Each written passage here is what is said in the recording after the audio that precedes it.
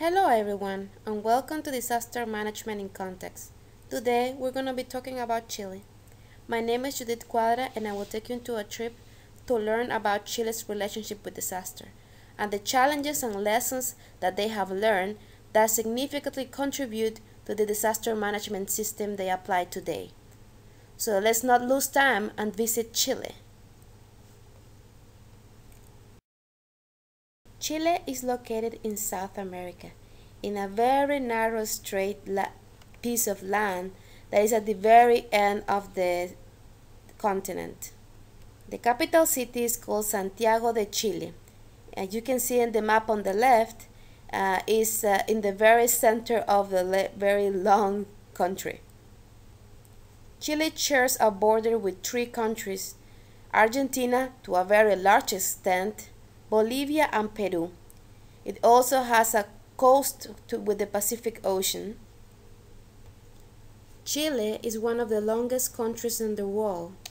Because of this characteristic, Chile has different natural conditions that vary from north to south.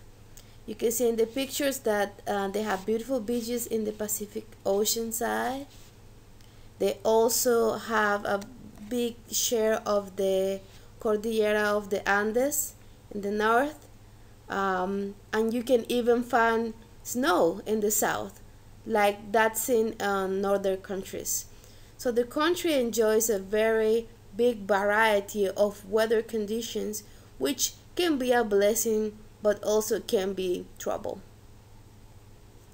Chileans have experienced natural disasters since long before the arrival of the Spaniards in the 16th century. The country is susceptible to natural phenomena such as volcanic eruptions, forest fires, either man-made or the natural ones, tsunamis. Consider that Chile is a very long strip facing the Pacific Ocean. The vulnerability to tsunamis is very big, and also because Chile is located in the Pacific, in what is known the Pacific Ring of Fire, which is the most active tectonic area in the world. And they also have problems with floodings because of the weather systems that develop in the Pacific Ocean. Chilean lives have been always influenced by natural disasters. One of the bigger events in the history of Chile is the 1960 Valdivia earthquake, and we're particularly interested in this earthquake because it was one of the biggest earthquakes that the country experienced. It was a 9.5 Richter earthquake, which affected not only Chile but other countries in the world such as Japan, Hawaii, United States, and the Philippines. This earthquake was considered the largest earthquake in the world by the USGS, but the problem was that there was not only the earthquake, but there was also volcanic eruptions, and there was a fear of Lake Riñihue flooding some areas because of the instability of the land surrounding the lake. The general panorama in Chile was pretty chaotic, and this prompted the authorities to look for better ways to do emergency management.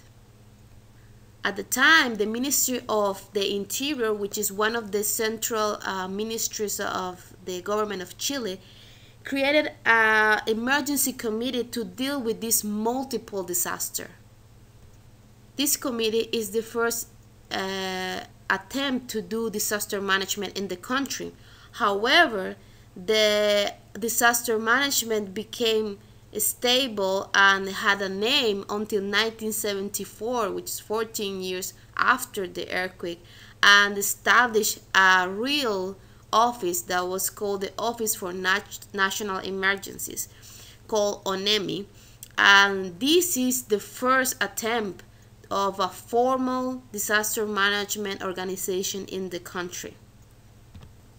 The ONEMI was responsible for the creation in 1977 of the first National Plan for Emergencies, which is the grandfather of the the current plan for emergency management in Chile. Let's see how the ONEMI works today. The ONEMI is part of the Ministry of the Interior and Public Safety of Chile, so this is a heavy top-down approach.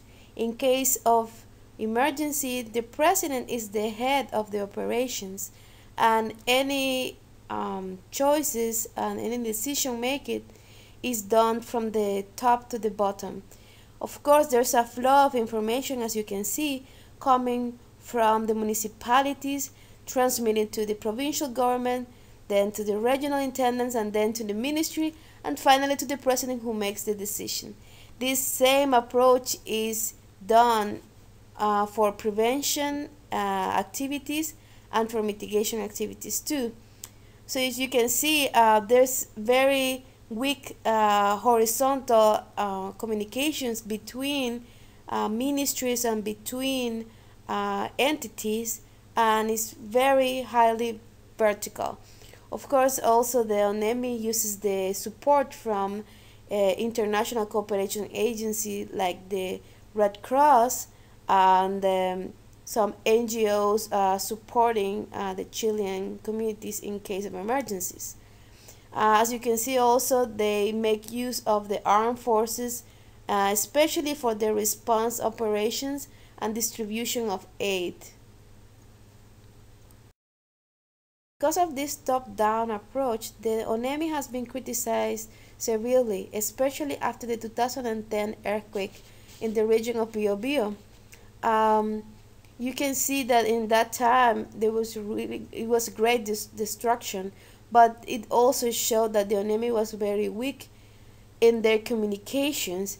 The horizontal level, as we have said before, is very inconsistent in their communications. Even the protocol, there were no protocols for tsunamis and for definition of tsunamis and warning systems.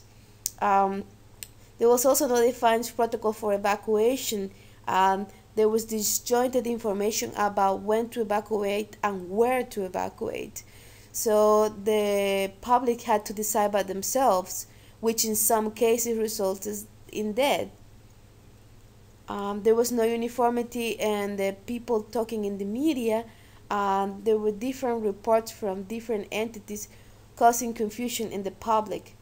At the same time, the search and rescue teams were lacking equipment, special equipment to save lives, and there was inefficient distribution of food and water.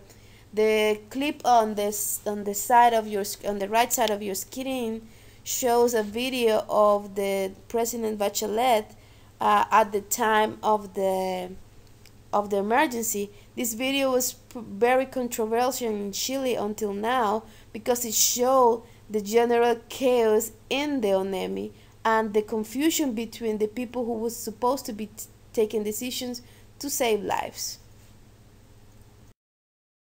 The multiple failures in the response of the 2010 earthquake prompted the government of Chile to create a new ONEMI, which will be called the National Agency for Civil Protection. In this sense, the new ONEMI will be more organized. We will have better communication. It will have triple the funding, and it will have better early warning systems and stronger telecommunications, because one of the failures was that the telephones didn't work at the time. Also, they will create better protocols for evacuation and horizontal communication between agencies and the public. There will be an effort for decentralized decision making, in the sense that local governments will guide evacuation rather than waiting for an order from the president. The equipment and technologies will be also provided for local offices, not only the central offices of the ONEMI. And the large-scale disaster drills will be practiced in different areas of the country. This is an effort to improve the emergency management in Chile, which is the way they have done it for several years. So there's an effort to improvement after each experience. Thank you for your attention and please leave your questions or comments.